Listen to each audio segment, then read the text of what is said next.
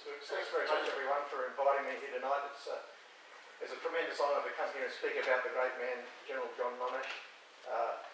One of the most beautiful things I've ever seen written was his letters to his wife and daughter when he was sailing towards Gallipoli. And as far as he's concerned, there was a big chance of getting killed there. There were bombs going off and cannon fire in the distance, and he was on a Chinese tramp steamer heading off to battle with his troops. And he wrote the most beautiful letters home to his wife and daughter, essentially saying that not to grieve for him because he considered it a great honour that even if he lost his life, he was of some service to his country. And I guess that really summed up the man, John Monash.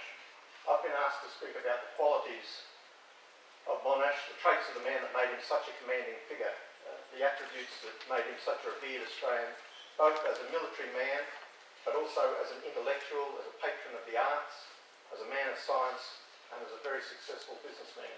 And above all, I think he would say, as a man who absolutely adored his family. I could go on speaking about the drivers behind his greatness, but I've got a little slideshow that I thought you might enjoy, some photographs from Monash's life. I think they sum up the unstoppable determination of the man, the ever-inquiring mind, the elastic brain and the imagination. But I'll be brief. This is the humble Melbourne workers' cottage where Monash was born in 1865. He started out life as a German-speaking Jew, part of a racial and religious minority that was viewed by a large part of the Melbourne community at the time with a great deal of suspicion. All his life he had to fight for respect, and he really showed that as a military figure.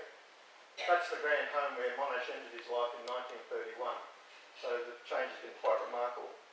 This is where Monash started his military career. That's him on the top left as part of the university militia. This is just part of the army that he commanded on the Western Front. 200,000 men, an enormous army of men, one of the greatest armies of World War I. This is Monash's headquarters at Gallipoli. It's really just a tent fly. 3 years later, this is his headquarters in the north of France when he was commander of the Australian Corps. So what am I trying to point out with these illustrations? They show that whatever circumstances Monash found himself in, his focus on success was unwavering. In battles went either well or badly, he concentrated on the job at hand. He was very, very big on just doing the job that's put before you. Before the war, he had personal tragedies, he had marriage problems, business disasters, but through all the problems that beset him, he had one favourite expression. He would often say that there was nothing to do but set one's teeth to the task and see the problem through to the end. That's what he did throughout his life. He battled on and fought to the finish line. He was born into a poor migrant family. He saw education, determination, perseverance and strength of character as his passport to a better life, not just for him, but for the extended family that he supported throughout his life. Early on, it was evident that he was a brilliant student and a natural leader. That's him in his early days at university. He applied those principles to the military career in World War I. He became the great maestro of the Australian Army, the man who organised brilliant military battles like an orchestra conductor leading a symphony. He then applied those principles after the war to his great civic project, that was the electrification of Victoria. Monash was, of course, a famous military figure, but more than that, I think he was a great humanitarian. He hated war because of the ghastly waste of life and the destruction of man and machine that it entailed. As an engineer, he always wanted to build mankind up rather than tear it down, and he applied those principles in day-to-day life. He wanted to build people up rather than tear them down, and he wanted to create things that would benefit mankind. In 1928, Monash addressed the Scotch College Speech Day at Melbourne Town Hall almost half a century after he'd won his first prize at the school. He told the gathering there that education was key to everything in life. He said, "There is no such thing as effortless genius or undeserved success. No such thing. Success," he said, "was the result of industry and of self-denial, of hard work." He said, "The world depends upon scholars, thinkers and scientists, and the possibilities of a successful career are inexhaustible to a boy if he is able to carry away with him the rich feast of preparation that he is able to obtain at school." So all his life, Monash was an advocate of education and improving oneself. His organisational brilliance shone like a beacon through the Australian landscape of the 1920s. This is him in London after the victories in the World War I, after the great victories of 1918.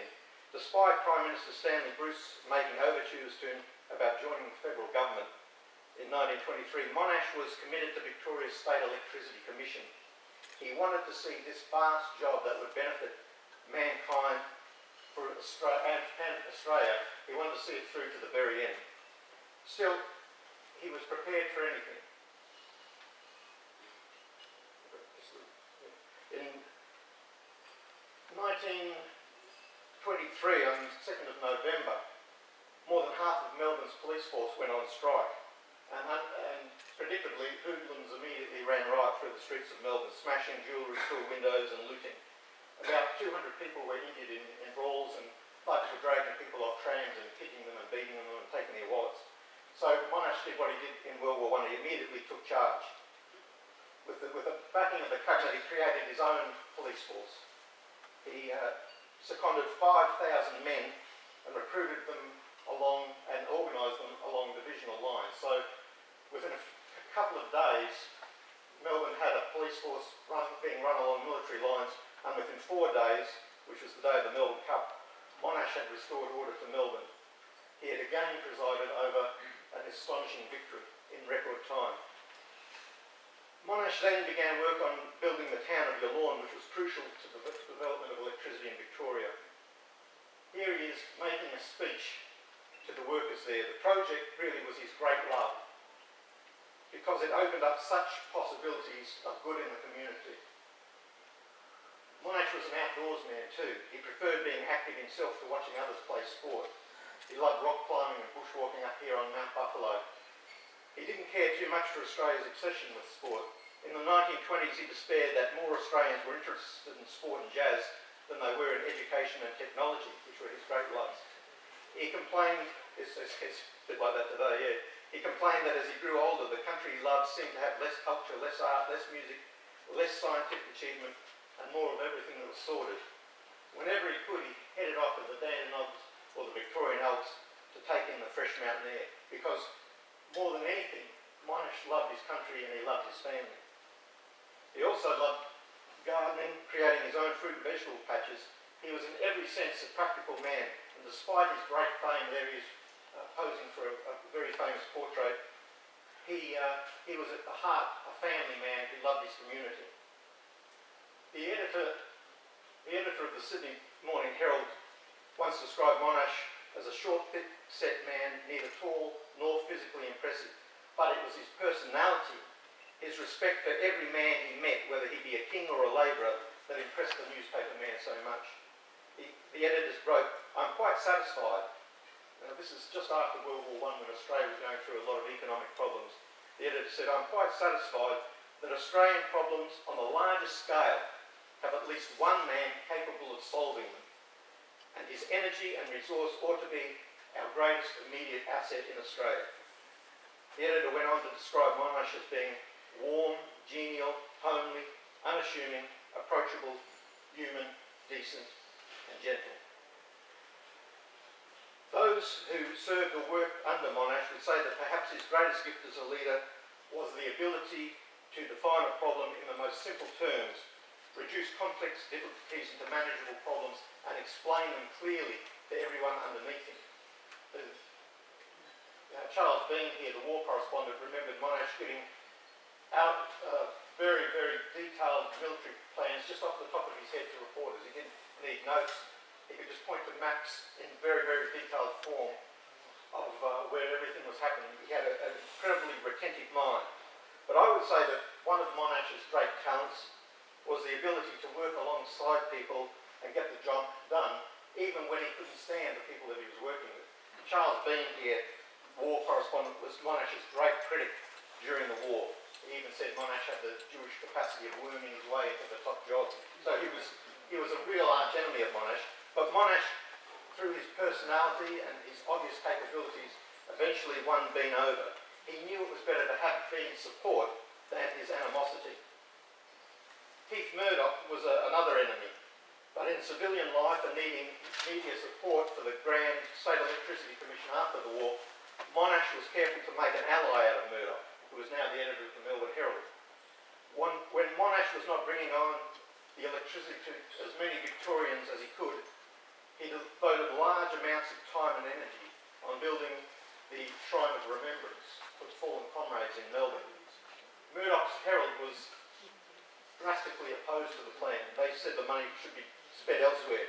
They began a campaign against it, calling it the Tomb of Gloom.